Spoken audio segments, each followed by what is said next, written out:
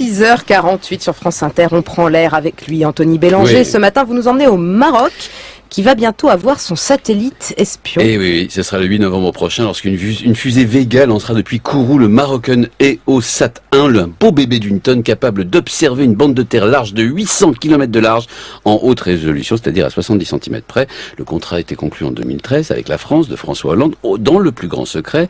Il a coûté 500 millions d'euros au royaume chérifien. Il sera placé en orbite à 695 km d'altitude. Bref, un véritable petit bijou de technologie, mais surtout le Maroc devient le 3e pays africain à disposer d'un satellite espion après l'Égypte et l'Afrique du Sud. Et ils vont observer quoi, les Marocains?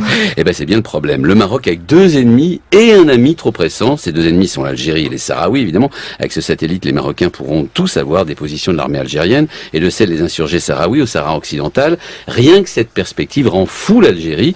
Quant à l'ami trop pressant, il s'agit de l'Espagne. Et là aussi, les Espagnols ne sont pas du tout, mais alors pas du tout rassurés.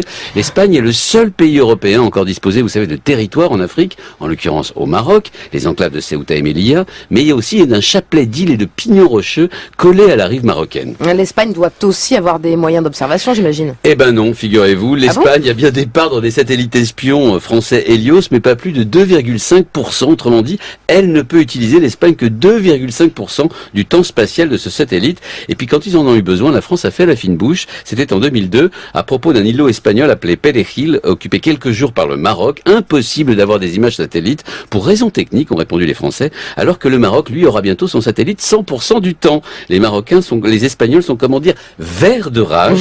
Avant de pouvoir disposer des mêmes avantages, l'armée espagnole devra attendre plusieurs années. Pendant ce temps, l'ami et l'allié marocain pourra les espionner grâce à la France en toute liberté. Tout va bien.